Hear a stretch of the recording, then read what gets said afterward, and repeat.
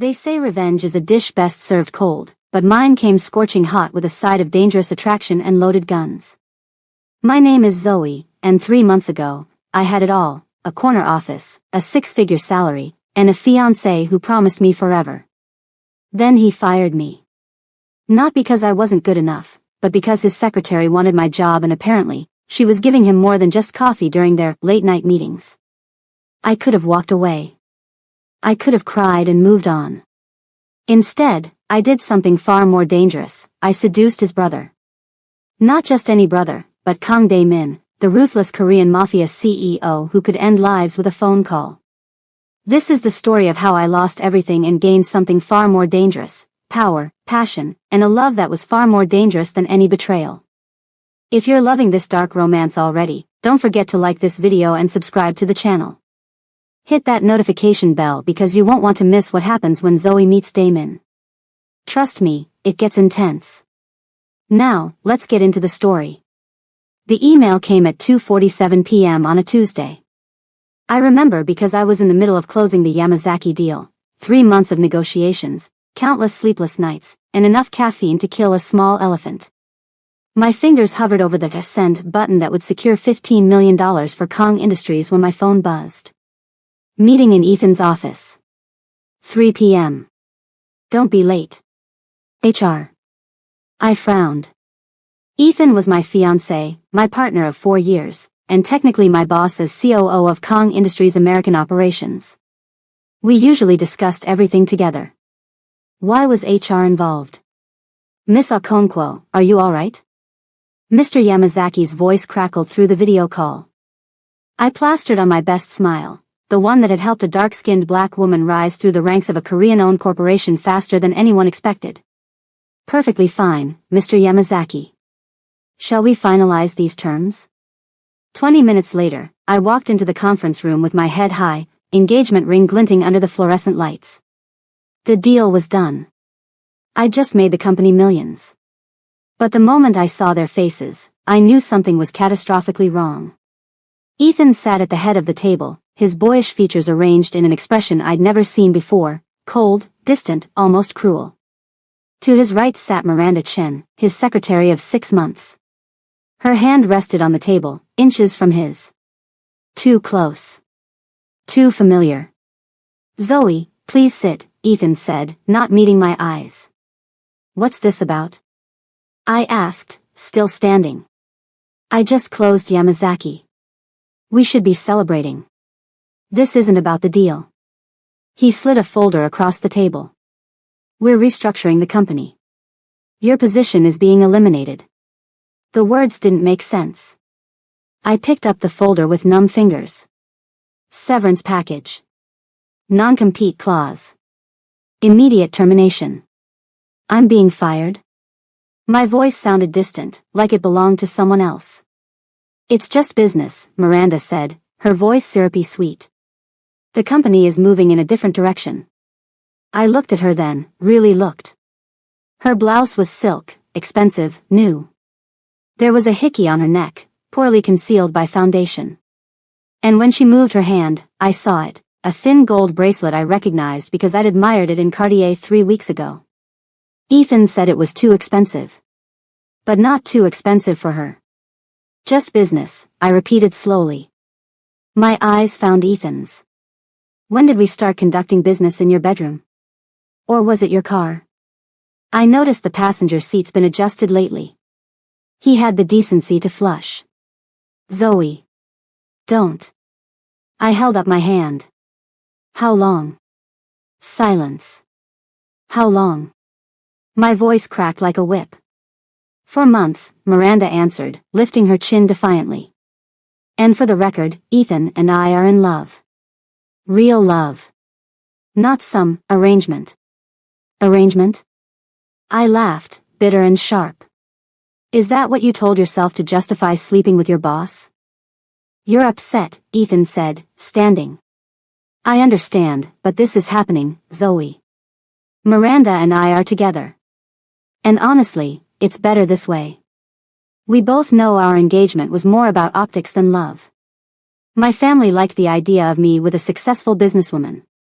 You liked the stability. But neither of us was truly happy. I stared at the man I'd spent 4 years building a life with. We'd planned a fusion wedding, Nigerian meets Korean American. I'd learned to make his favorite kimchi jjigae. He'd sat through countless Sunday dinners with my Nigerian family, enduring my mother's interrogations and my father's protective glares. And all of it was a lie. Sign the papers, Zoe, he continued. The severance is generous. You'll land on your feet. You always do. I looked down at the offer. 3 months' salary. After 4 years of breaking my back for this company, of being the only black woman in every boardroom, of proving myself again and again and again. 3 months' salary. And a non-compete that would effectively blacklist me from the industry for 2 years. No, I said quietly. I'm sorry. Ethan frowned. I said no. I ripped the papers in half, letting them flutter to the table like broken promises. You want to fire me? Fine. But I'm not signing away my rights. See you in court. I turned to leave, my heart hammering. Zoe, wait. Ethan's voice hardened. You really want to do this the hard way? You know who my family is. You know what my brother does. One word from me, and you won't work anywhere in this city. Sign the fucking papers. I looked back at him, this man I'd thought I loved, and smiled. You know what, Ethan? You're right. I do know who your family is. And I know your brother Damon especially well, or at least, I know his reputation. The one you're so desperate to distance yourself from. The Korean Mafia boss who actually built this empire while you play dress-up in a corner office. His face went white. Don't. Don't what? Don't tell him his baby brother is running the legitimate side of the business into the ground with nepotism and stupidity? That you're so pussy-whipped you're firing your top performer for your mediocre secretary? Miranda gasped. I graduated top of my class. At a community college, I cut her off. I have an MBA from Northwestern. I've generated over 40 million in revenue for this company in 4 years. You've generated what? Good head? Get out, Ethan snarled. Security. I'm leaving, I said, backing toward the door. But this isn't over. Not even close. I made it to my car before the tears came. 4 years. 4 fucking years of my life. I'd given up job offers, relocated to Chicago, endured the microaggressions and the whispers. Diversity hire. Affirmative action. Ethan's exotic fetish. I'd worked twice as hard to be considered half as good, and I'd done it with a smile. For what? To be discarded like trash the moment I became inconvenient. My phone buzzed. Text from my best friend, Imani. Coffee? You sound like you need coffee. Or tequila. Probably tequila. I didn't remember calling her, but apparently, I had. An hour later, I was 3 shots deep in a booth at Imani's bar in Bronzeville, spilling everything. Imani listened, her perfectly manicured nails drumming against her glass, her expression growing darker. So let me get this straight, she said when I finished. This mediocre white-passing Korean boy fired you, cheated on you, and is now threatening you with his mob family? That about sums it up. And you're just gonna take it? What choice do I have, Imani? They're the fucking Korean Mafia. The Kang family controls half of Chicago's underground. I can't fight that. Imani leaned forward, her dark eyes glinting. Baby, you're thinking about this all wrong. You don't fight them. You use them. What? The brother. Damon. From what I hear, he and Ethan hate each other. Something about Ethan being the legitimate son who turned his back on the family business, and Damon being the illegitimate son who embraced it and became the real power. I'd heard rumors, of course. Everyone in Chicago had. Kang Dae-min was a legend, the Korean mob boss who consolidated power in the city's Asian underworld by age 30. He was ruthless, brilliant, and according to urban legend, devastatingly handsome. He was also completely terrifying. You're insane, I told Imani. You want me to what, seduce a mafia boss for revenge? I want you to fight fire with fire. She pulled out her phone, scrolling.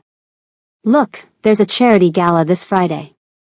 The Kong family is hosting. Both brothers will be there. You get yourself in front of Daemin, tell him what his precious baby brother did, and watch the fireworks. Why would he care? I'm nobody to him. Girl, please. Imani gave me a look. You just closed a $15 million deal. You're gorgeous, brilliant, and now you have a vendetta against his brother. Men like Daemin Kong live for this kind of drama. Plus. She showed me her phone. It was a news article from 2 years ago. Kong Daemin's seen with mystery woman. The photo was blurry, but the woman in question was clearly black, tall, beautiful. He has a type, Imani said meaningfully. And honey, you are exactly that type. I stared at the photo, my mind racing. It was insane. Dangerous. Possibly suicidal. But the alternative was rolling over and letting Ethan win. Get me an invitation, I heard myself say. Imani grinned. Already done. I know a guy who knows a guy. You're going as his +1. Who? Does it matter? You're not trying to impress the date. You're hunting a king. The gala was held at the Kong family estate, a sprawling mansion on the North Shore that screamed old money and older secrets. I arrived in a dress that cost 2 weeks' salary, worth every penny. It was deep emerald green, cut to worship every curve of my body, with a slit that ran dangerously high on my thigh. I'd worn my hair in its natural state, a glorious crown of coils, and painted my lips the color of blood. I looked like vengeance wrapped in silk. My date was a nervous accountant named Dennis who Imani had bribed. He took one look at me and stammered, "You look, wow." "Thank you, Dennis. Now, when we get inside, you're going to disappear." "Understood." He nodded frantically. "Imani said you'd say that. She also said if I tried anything, she'd break my kneecaps. She's a good friend." The mansion was even more impressive inside, marble floors, crystal chandeliers, and enough security to guard Fort Knox. I spotted Ethan almost immediately, standing near the bar with Miranda glued to his side like a cheap suit. He saw me at the same moment. His face cycled through shock, anger, and something that might have been fear. Good. I ignored him, accepting a glass of champagne from a passing waiter and scanning the room. Where was? And then I saw him. Kong Daemin stood near the floor-to-ceiling windows, silhouetted against the Chicago skyline. He was taller than I expected, at least 6 feet 3 inches, with the kind of build that suggested he could kill you with his hands and probably had. His suit was custom, Italian. But it was his face that stopped me cold. Ethan was handsome in a boy-next-door way, soft and approachable. Daemin was beautiful the way a blade is beautiful, sharp, dangerous, mesmerizing. High cheekbones, a jaw that could cut glass, and eyes so dark they looked black. His hair was styled back, revealing a face that belonged on billboards or in nightmares. He was talking to someone, his expression bored, until his eyes drifted across the room and landed on me. The world stopped. His gaze was physical, a weight that pinned me in place. I watched his eyes travel slowly from my face down my body and back up, taking their time, making no apology for the assessment. Then he smiled. It was a predator's smile, all teeth and promise. He said something to his companion and started walking toward me. Oh God. Oh God, oh God, oh God. You're either the bravest woman in Chicago or the most foolish, a voice like whiskey and smoke said beside me. I turned. Daemin had somehow crossed the room in seconds, moving with a lethal grace that made my pulse spike. Up close, he was even more devastating. And he smelled incredible, something expensive and masculine that made me want to lean closer. Why not both? I managed, proud that my voice didn't shake. His smile widened, genuine amusement flickering in those dark eyes. I like that answer. Kong Daemin. He extended his hand. I know who you are, Mr. Kong. I placed my hand in his. Zoe Okonkwo. I know who you are as well, Miss Okonkwo. His fingers closed around mine, warm and strong. You're the woman who just closed the Yamazaki deal. Impressive work. You keep track of your brother's business dealings? I keep track of everything that affects my family's interests. He still hadn't let go of my hand. And you've been affecting them quite positively for 4 years. Which makes me wonder why you're here as Dennis Kim's date rather than my brother's fiancé. So he knew about the engagement. Of course he did. That's a complicated story, Mr. Kong. I like complicated stories. And please, call me Damon. He finally released my hand, but only to offer his arm. Walk with me, Zoe Okonkwo. Tell me why you look at my brother like you want to watch him burn. Oh my God, it's getting so intense. Can you imagine? Zoe's about to spill everything to Damon, and we all know that's going to be explosive. If you're loving this story, please smash that like button and drop a comment telling me what you think is going to happen next. Should Zoe trust Damon? Is this revenge plot going to work? Let me know below. And if you're new here, subscribe because I post dark romance stories like this every week, and you don't want to miss what happens next. Okay, back to the story. This is where things get really good. Damon led me through the crowd with proprietary ease, his hand resting on the small of my back. I could feel the heat of his palm through the thin fabric of my dress, burning like a brand. We ended up in a private study, all dark wood and leather, with walls lined with books in Korean, English, and what looked like Japanese. He closed the door behind us, and suddenly the party noise faded to a distant hum. Drink? He asked, moving to a bar cart. Whiskey. Neat. His eyebrow quirked. A woman after my own heart. He poured 2 glasses, handed me one, and settled into a leather chair, gesturing for me to take the one opposite. I sat, crossing my legs slowly, deliberately. His eyes tracked the movement. So, he said, swirling his whiskey. Tell me everything. And I did. I told him about the email, the meeting, Miranda's smug face and Ethan's betrayal. I told him about the insultingly low severance, the non-compete, the threats. I laid it all out clinically, keeping my voice steady, refusing to let him see how much it hurt. But something must have shown because halfway through, he leaned forward, his expression darkening. He threatened you with me, Damon said. It wasn't a question. Yes. Interesting. He took a long sip of whiskey. My baby brother likes to pretend he's not part of this family, that his hands are clean. But the moment it's convenient, he waves the Kong name around like a weapon. You don't sound surprised. I'm not. Ethan has always been weak. Our father knew it. That's why he left the real power to me. He set down his glass. But using my name to threaten a woman he wronged? That's a new low, even for him. I didn't come here for your pity, Damon. Good. Because I don't pity you. He stood, moving to the window. The city lights cast shadows across his face, making him look like something from a dark fairy tale. I admire you. You came into my territory, wearing that dress, looking like sin incarnate, to do what? Seek revenge? Protection? Both? Both, I admitted. I want him to hurt like I'm hurting. I want to take everything from him the way he took everything from me. And I know I can't do that alone. No, Damon agreed, turning to face me. You can't. But with me? With my resources, my reach, my very particular set of skills? He smiled that dangerous smile again. Together, we could destroy him. My heart hammered. Why would you help me? He moved closer, each step deliberate, until he was standing directly in front of me. I had to tilt my head back to maintain eye contact. 3 reasons, he said, his voice dropping to a purr. 1. Ethan has been a thorn in my side for years. He takes the family money, the family name, all the benefits of being a Kong, but refuses to acknowledge the source of his privilege. I'm tired of his hypocrisy. 2. I breathed. 2. You're valuable. You closed a $15 million deal on your last day of work. You're brilliant, ruthless, and clearly underutilized.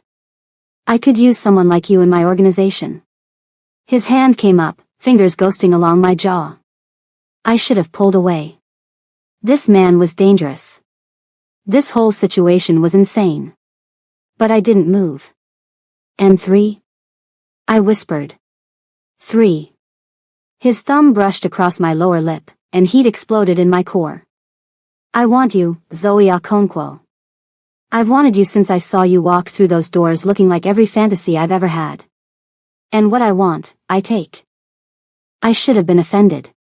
Should have slapped him, walked out, run screaming.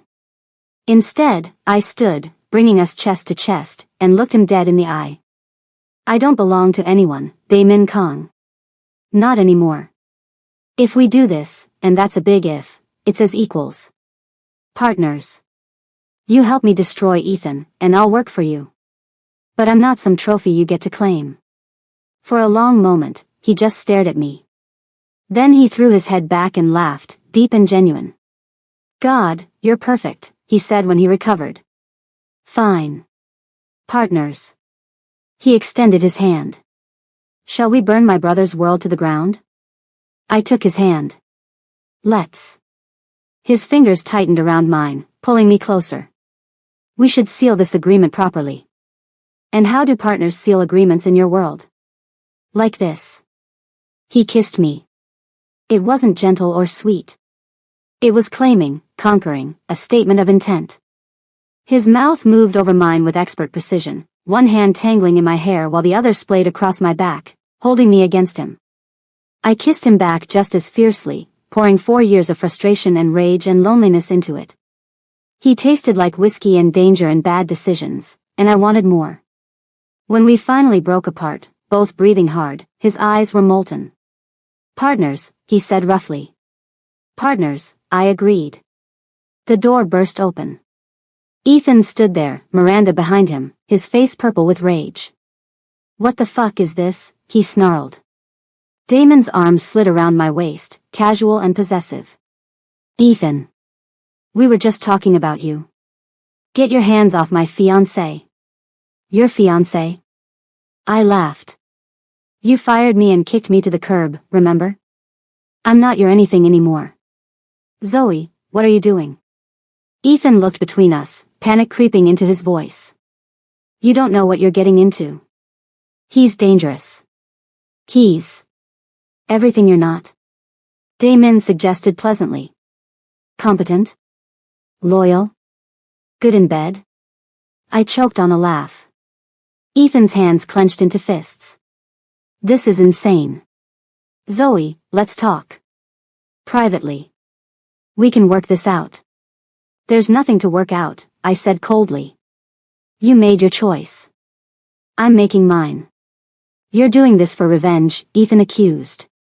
Using my brother to get back at me. It's pathetic. No, Daemin said, his voice dropping to something lethal. What's pathetic is threatening a woman with my name. Did you really think I wouldn't find out, Ethan? That I wouldn't care that you've been throwing around your connection to me while simultaneously pretending I don't exist? Hyung, Ethan started, and I realized it was the first time I'd heard him use the Korean honorific for older brother. Don't. Daemin cut him off. You made your bed with your secretary. Now lie in it. But Zoe?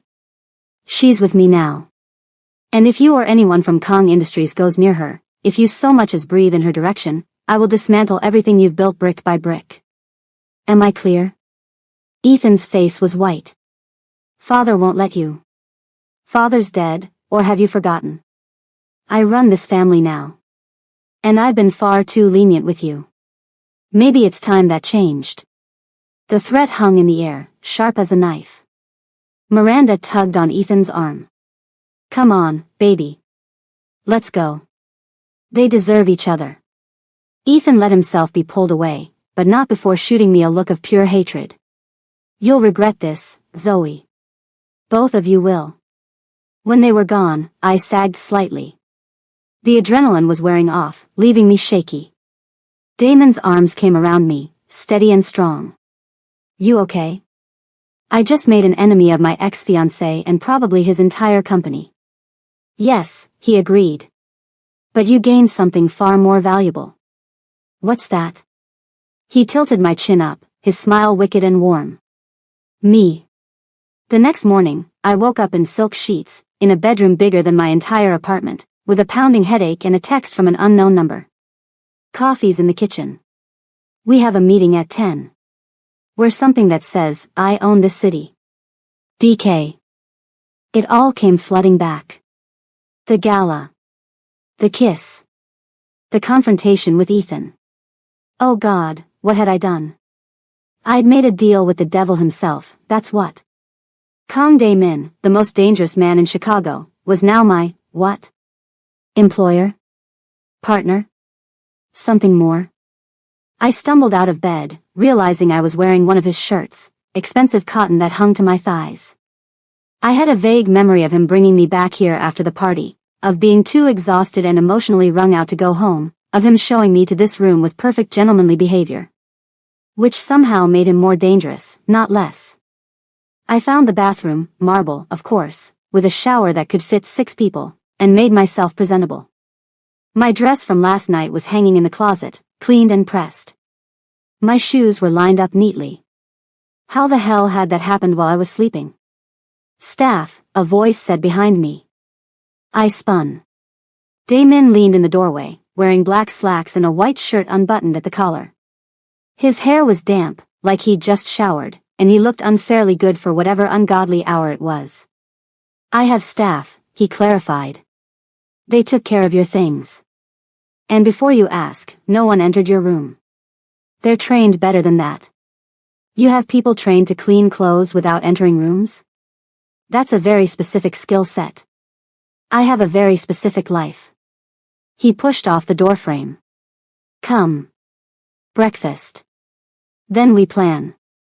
The kitchen was industrial-sized, all stainless steel and granite, with a chef actually cooking.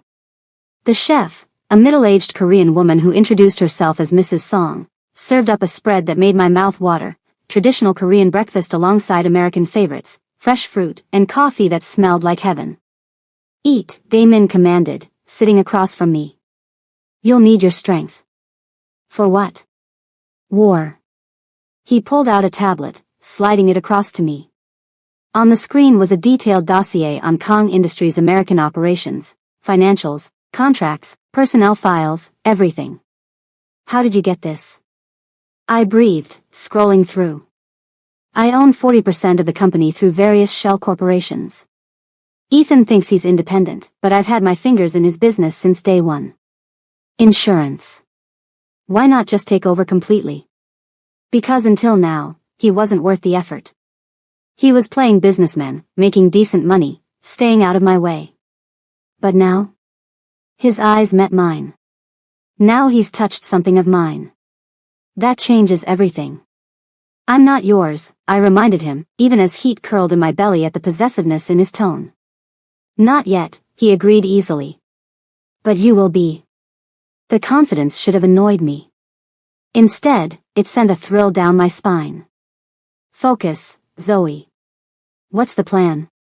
I asked, forcing myself to look back at the tablet. Simple.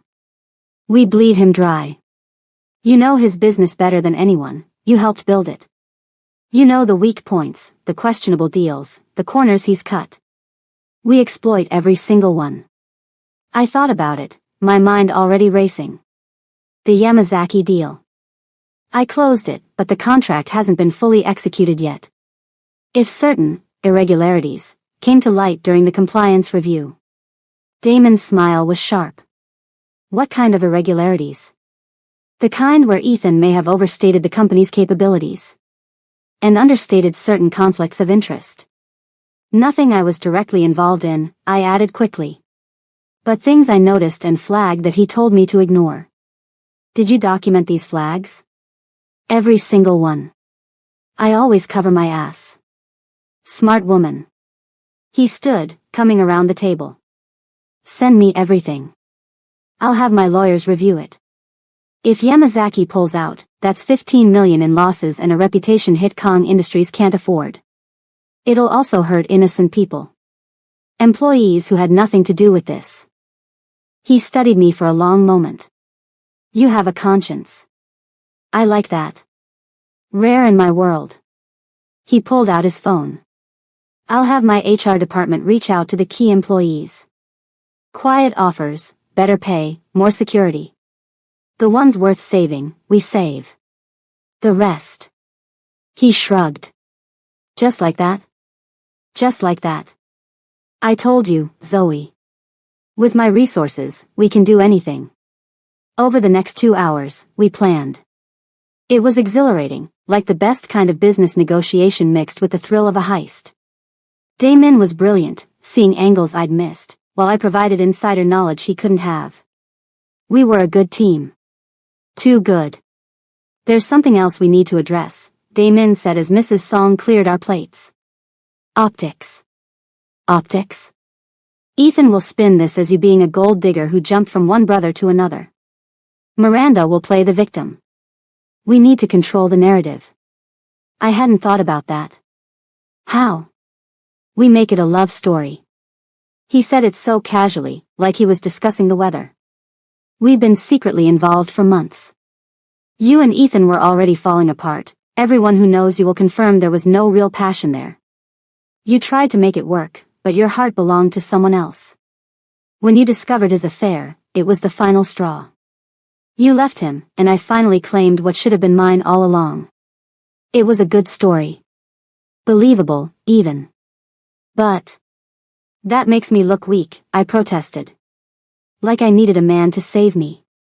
No, he corrected, moving closer. It makes you look human. And it makes him look like an idiot who lost a queen chasing a pawn. Trust me on this. He was standing right in front of me now, close enough that I could feel his body heat. Is that all this is to you? I asked quietly. A narrative? A way to hurt your brother? His hand came up, cupping my face with surprising gentleness. If that's all it was, I could have ruined Ethan 1,000 times over. I'm doing this because he hurt you. And because when I saw you last night, something in me recognized something in you. What? I whispered. Another person who's had to fight for every scrap of respect. Who's been underestimated because of how they look, where they come from. You fought to be seen in white corporate America as a black woman. I fought to be seen as more than a gangster's bastard son. His thumb stroked my cheek. We're the same, you and I, survivors. Fighters. Winners. That's a pretty speech. It's the truth. He leaned in, his lips brushing my ear. And the truth is, I want you in every way a man can want a woman. In my business, in my bed, by my side. But I'm a patient man, Zoe. I can wait until you're ready to admit you want me too. He pulled back before I could respond, checking his watch. The meeting's in 30 minutes. Your choice, I can have someone take you home, or you can come with me and we start this war together. It wasn't really a choice at all. I'm coming with you. His smile could have lit up the city. Good. Mrs. Song has clothes for you in the guest room. Size 6, right? How did you? I pay attention. He headed for the door, then paused. Oh, and Zoe? Welcome to the family business. The meeting was at Damon's official office, a sleek high-rise in the Loop with enough security to guard the Pentagon. Everyone we passed bowed slightly to him, their eyes carefully averted. It was like watching a king move through his court. And I was right beside him, wearing a burgundy power suit that Mrs. Song had somehow procured in my exact size. I felt like I could conquer the world. We were meeting with his legal team and what he called his information specialists, which I suspected was a polite term for hackers and private investigators. Gentlemen, Damon said as we entered the conference room. Meet Zoe Okonkwo. She's now my senior consultant and has full access to all non-sensitive operations. What she says, I say. Clear? A chorus of, yes, sir, followed. For the next 3 hours, we dissected Kong Industries' vulnerabilities like surgeons. My documentation of Ethan's questionable decisions was damning. Damon's legal team found 6 potential regulatory violations. The information specialists uncovered email trails between Ethan and Miranda that were explicit. He was using company servers for this? I said, mortified, as I read an email that was basically pornographic. Idiot, Damon said mildly. Never put anything in writing you wouldn't want read in court. Are we going to court? Maybe. Depends on how stupid he gets. He turned to his lead lawyer, a sharp-eyed woman named Park Ji-won. "What's our strongest play?" "The Yamazaki deal," she said immediately. "If those irregularities Miss Okonkwo documented are as serious as they appear, we can trigger a compliance review that will freeze the contract. Yamazaki will panic, pull out, and likely sue for misrepresentation. The publicity alone will tank Kong Industries' stock." "Collateral damage?" Daemin asked. "Significant. Layoffs likely. Possible dissolution of the American branch." He looked at me. "Your call." Everyone in the room turned to stare. "My call?" I repeated. "You worked there for 4 years. You have relationships with these people. If you want to find a different angle, we will." He was giving me power. Real power. In a room full of people who probably thought I was just the boss's new girlfriend, he was making it clear I had an actual voice. I thought of my former coworkers. Jenny in accounting who had 3 kids. Henry in sales who was saving for his daughter's college. They didn't deserve to suffer for Ethan's sins. But I also thought of Ethan's face when he fired me. Of Miranda's smirk. Of 4 years of my life stolen. We make the offer to key employees first, I decided. Give them a clean out. The ones who take it, we protect. The ones who don't. I met Daemon's eyes. We burn it all down. His smile was proud. You heard the lady. Make it happen. Over the next 2 weeks, I learned what it meant to be part of Kong Daemon's world. It meant working 18-hour days, fueled by coffee and spite. It meant watching Ethan's empire crumble in real time as we poached his best employees, as the Yamazaki deal fell apart spectacularly, as rumor after rumor about his affair with Miranda leaked to the press. It also meant late nights in Daemon's office, sitting across from him as we strategized, our minds in perfect sync. Meals together. Inside jokes. The casual brush of his hand against mine that made my pulse spike. The man was patient, I'd give him that. He flirted relentlessly but never pushed. Never demanded more than I was willing to give. Which somehow made me want to give him everything. You're staring, he said one night, not looking up from his laptop. We were in his home office, me curled up on his couch reviewing personnel files, him at his desk managing what I'd learned was a vast criminal empire. Illegal gambling, protection services, smuggling. He ran it all with the efficiency of a Fortune 500 CEO. It should have scared me. Maybe it did, a little. But it also fascinated me. Just thinking, I said. About? How surreal this is. 3 weeks ago, I was planning a wedding. Now I'm helping a mob boss destroy my ex-fiancé while working for said mob boss and living in his house. I'd moved in a week ago. It just made sense. We were working together constantly, and my apartment lease was up anyway. That's what I told myself. The truth was messier. More complicated. Having regrets? Daemin asked, finally looking at me. No, I said honestly. That's what scares me. I should regret this. It's insane. But I've never felt more alive. He stood, moving to the couch. When he sat down next to me, his thigh pressed against mine, solid and warm. You want to know what I think? He asked. What? I think you've spent your whole life playing by rules that were designed to keep you down. Be twice as good to be seen as half as equal. Smile through the microaggressions. Accept the scraps and be grateful. His hand found mine, lacing our fingers together. But you were never meant for scraps, Zoe. You were meant to reign. With you? I whispered. If you'll have me. I looked at our joined hands, his pale against my dark, fitting together like they'd been designed that way. I don't do anything halfway, Daemin. If I'm with you, I'm with you. All of it. The business, the danger, everything. I know. And I won't be a trophy or an accessory. I'm a partner or I'm nothing. I know that too. He turned my face to his. I'm not asking you to be less, Zoe. I'm asking you to be more. With me. When he kissed me this time, it was different from the claiming kiss at the gala. This was a promise. A beginning. I kissed him back, pouring everything into it, all the fear and anger and what I'd been holding back. Zoe, he groaned against my lips. If you start this, I'm not stopping. Good, I breathed. Don't. He pulled me onto his lap, his hands spanning my waist. I could feel him hard beneath me, and heat pooled in my core. I want you so much, he growled, his mouth moving to my neck. For weeks, watching you in my space, wearing my clothes, being brilliant and beautiful and completely off limits.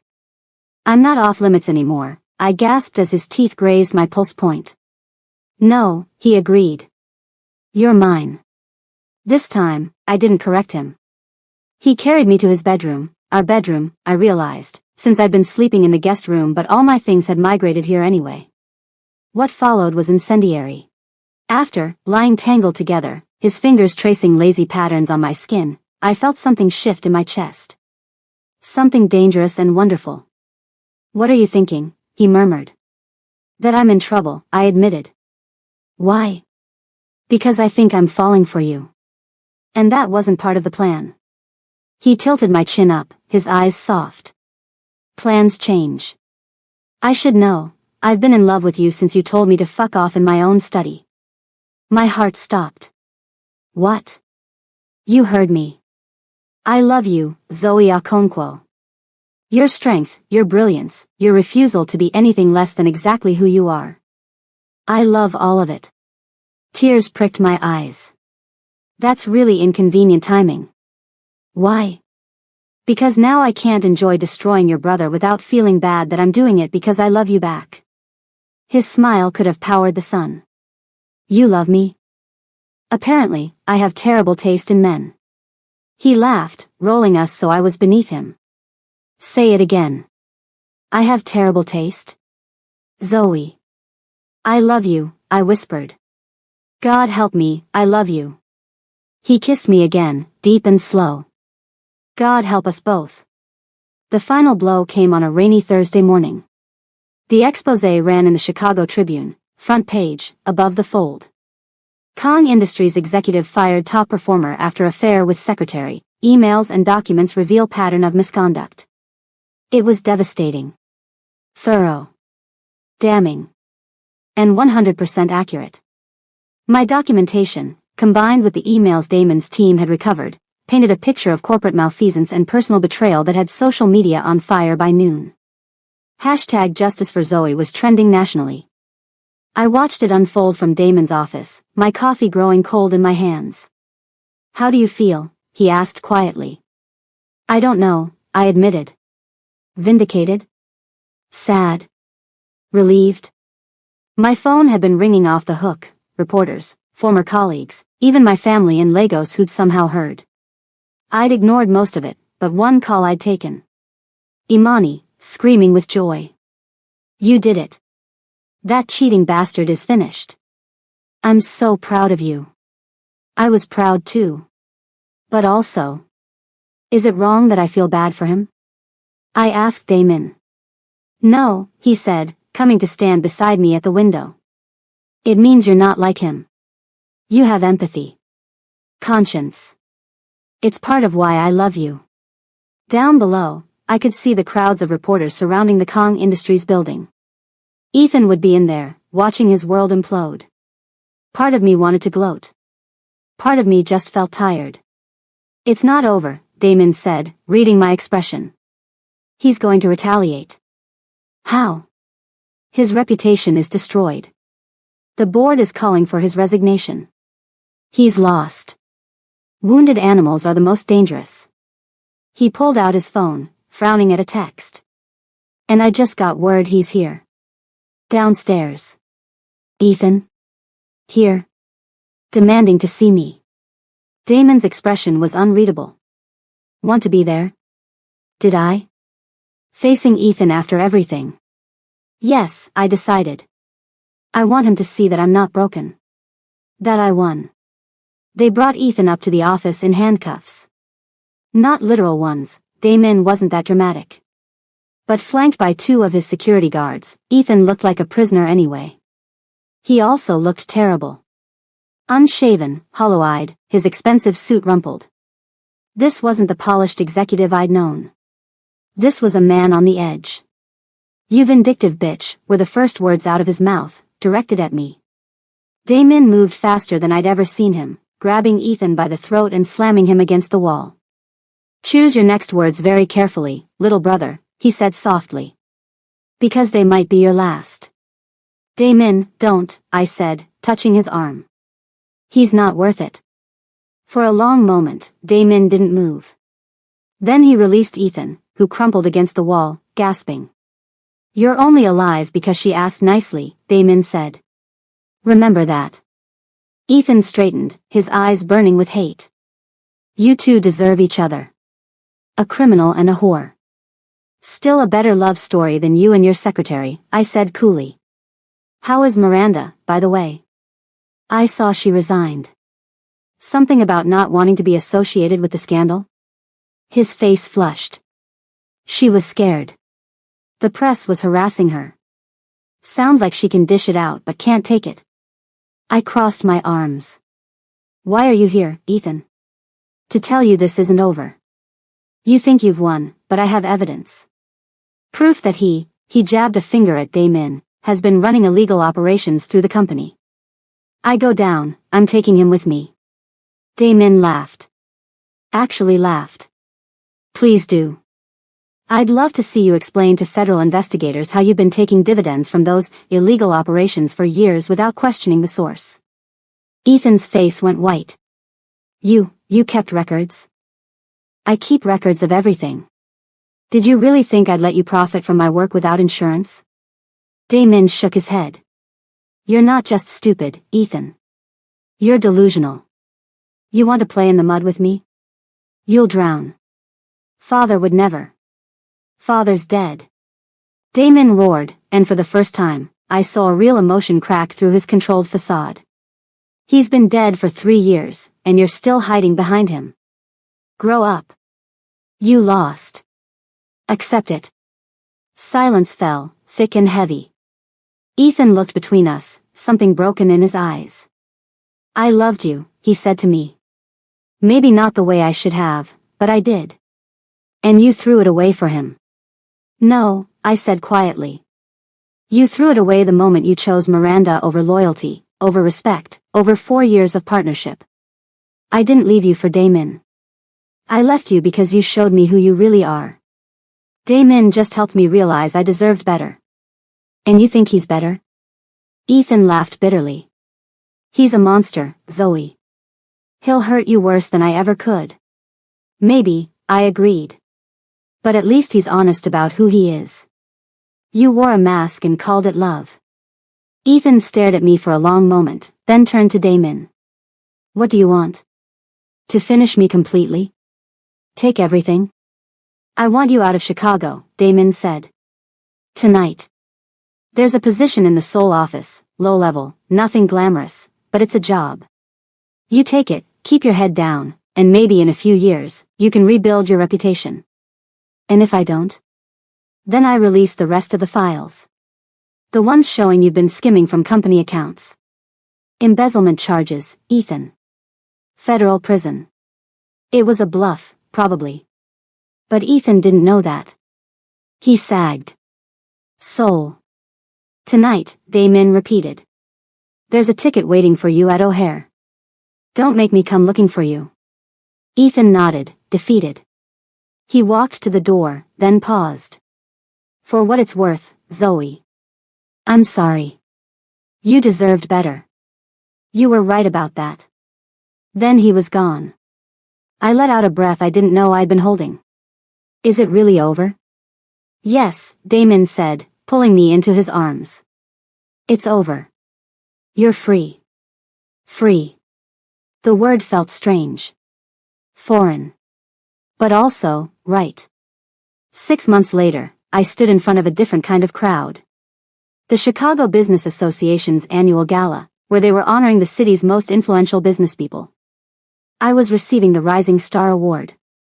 Me. Zoe Okonkwo. The woman who'd been fired, betrayed, and counted out.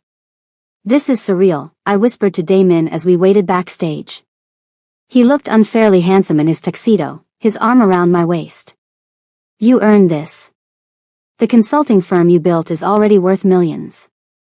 After everything with Ethan settled, I'd started my own business, corporate consulting with a focus on diversity and ethical practices. Damon had been my first investor and my biggest champion. I'd also, quietly, started working with his legitimate businesses, helping clean up operations and expand into new markets. The illegal stuff? I stayed away from that. We had boundaries. But we made it work. Nervous? He asked. Terrified, I admitted. You're going to be brilliant. He kissed my temple. You always are. My name was called. I walked out to applause, climbing the stage to accept an award I'd never dreamed I'd receive. Thank you, I said into the microphone, looking out at the sea of faces. 6 months ago, I lost everything I thought defined me. My job, my relationship, my sense of self. But in losing everything, I found something better. I found my voice. My power. My purpose. I found Damon's eyes in the crowd. He was watching me like I hung the moon. This award isn't just for me, I continued. It's for every woman who's been told she's too much or not enough. Every person of color who's had to work twice as hard for half the recognition. Every person who's been knocked down and told to stay down. Get back up. Build something better. And never, ever let anyone dim your light. The applause was thunderous. Later, at the after-party, Damon found me on the balcony, looking out at the Chicago skyline. Hiding from your fans, he teased. Just taking a moment. I leaned into him as his arms came around me. This city tried to break me. But it didn't. No, I agreed. It made me stronger. We made me stronger. He turned me to face him, his expression serious. Zoe Okonkwo, you are the most remarkable woman I've ever met. You're brilliant, fierce, compassionate, and you make me want to be better. You've changed my life in ways I can't even articulate. Damon. He dropped to one knee. Oh my God. I know we've only been together 6 months. I know this is fast. But I also know that I want to spend the rest of my life watching you conquer the world. He pulled out a box, opening it to reveal a ring that took my breath away, a stunning emerald surrounded by diamonds. Marry me. Be my partner in everything. Help me build an empire that our children will be proud of. Tears streamed down my face. You're crazy. Crazy about you. Is that a yes? I dropped to my knees in front of him, taking his face in my hands. Yes. 1,000 times yes. He slid the ring on my finger, and it fit perfectly. Of course it did. Then he kissed me, and the world fell away. When we finally broke apart, I laughed through my tears. Your family is going to lose their minds. Probably, he agreed. But they'll learn to love you. And if they don't, fuck them. Such a romantic. Only for you. He stood, pulling me up with him. Come on, future Mrs. Kong. Let's go scandalize some old money. It's still going to be Okonkwo professionally, I warned. I'd expect nothing less. We walked back into the party hand in hand, and I felt the stares, heard the whispers. The black woman and the Korean mob boss. The scandal that wouldn't die. Let them talk. I'd spent too long caring what people thought. Shrinking myself to fit into boxes designed to contain me. Never again. I was Zoe Okonkwo. Award-winning consultant. Entrepreneur. And soon-to-be wife of the most dangerous man in Chicago. I'd been fired, betrayed, and broken. But I'd risen from the ashes stronger, fiercer, and more powerful than ever. And this? This was just the beginning. 1 year later. The wedding was a fusion of cultures that made the society pages explode. We held it at the Kong estate, but I'd transformed it. Nigerian fabrics draped alongside Korean silks.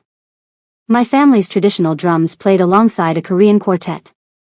The food was a blend of both cultures, and the guest list was a who's who of Chicago's elite, both legitimate and otherwise. Imani was my maid of honor, of course, stunning in emerald green. Damon's cousin stood as his best man, since Ethan was still in Seoul. We'd heard he was doing well, actually. The distance had been good for him. I wore a custom gown that incorporated both white lace and Nigerian asoebi fabric, with a headpiece that was part crown, part traditional gele. I looked like the Queen Daemin always said I was. When I walked down the aisle on my father's arm, I saw Daemin's face, and it was worth everything. The tears in his eyes, the awe, the love. We said our vows in English, Korean, and Igbo. Promised to love, honor, and never bore each other. When the officiant said, "You may kiss your bride," Daemin pulled me close and whispered, "Ready to rule the world with me, Mrs. Kong?" "I thought you'd never ask," I whispered back. The kiss was perfect. The celebration was perfect. Everything was perfect. Later, during the reception, as we danced to a mashup of Afrobeats and K-pop that shouldn't have worked but absolutely did, Daemin pulled me close. "Happy," he murmured. Deliriously, I said. "You? I have you. How could I be anything else?" I looked around at our combined families, at the business partners and friends and even former rivals who'd come together to celebrate us. At the empire we were building, not just of money and power, but of family and legacy. My phone buzzed. A text from an unknown number. "Congratulations. You deserved better than me. I hope you found it." I showed it to Daemin. He raised an eyebrow. Response? I thought about it, then typed back, "I did. Thank you. And good luck." Then I blocked the number and turned off my phone. The past was the past. This, Daemin, our future, our love, this was what mattered. No more distractions, I told him. Tonight is about us. Tonight and every night, he agreed, spinning me in a move that made me laugh. Somewhere in the crowd, I heard Imani shout, "That's my girl." I caught my mother's eye. She was crying happy tears, my father's arm around her. They'd been skeptical at first, a Korean man? With mob ties? But Daemin had won them over with respect, persistence, and genuine love for their daughter. The song changed to something slow and romantic. Daemin held me close, and we swayed together, lost in our own world. "I love you," he whispered. "My queen. My partner. My everything." "I love you too," I whispered back. "My king. My home." We'd both been broken by betrayal. But in the wreckage, we'd found each other. Built something beautiful from the ruins. They say the best revenge is living well. But I'd found something better than revenge. I'd found love. Real, messy, complicated, beautiful love. And that? That was worth more than any revenge could ever be. Oh my God, can we just take a moment? Zoe and Daemin got their happily ever after, and I am crying. From being fired and betrayed to building an empire and finding true love, this is what we call a glow up. If you love this story, please hit that like button and let me know in the comments, Team Zoe or Team Zoe? Because let's be honest, she didn't need saving, she just needed someone who matched her energy. And can we talk about Daemin? The way he respected her boundaries, made her a partner, and still managed to be protective and romantic? That's how you write a male lead. Don't forget to subscribe to the channel because I've got more dark romance, mafia stories, and strong female lead content coming your way every single week. Drop a comment telling me, would you have taken Daemin's offer? Would you have trusted him? And what did you think of how Ethan's story ended? Too nice or just right? I read every single comment, and I love hearing your thoughts. If you want more content like this, check out the channel link below for all my mafia romance stories. And if you're new here, welcome to the family. We love drama, we love romance, and we love strong women who don't need saving but find partners worth having anyway. Thank you so much for watching, and remember, never let anyone dim your light. You're a queen, and you deserve someone who treats you like one. I'll see you in the next story. Stay fabulous.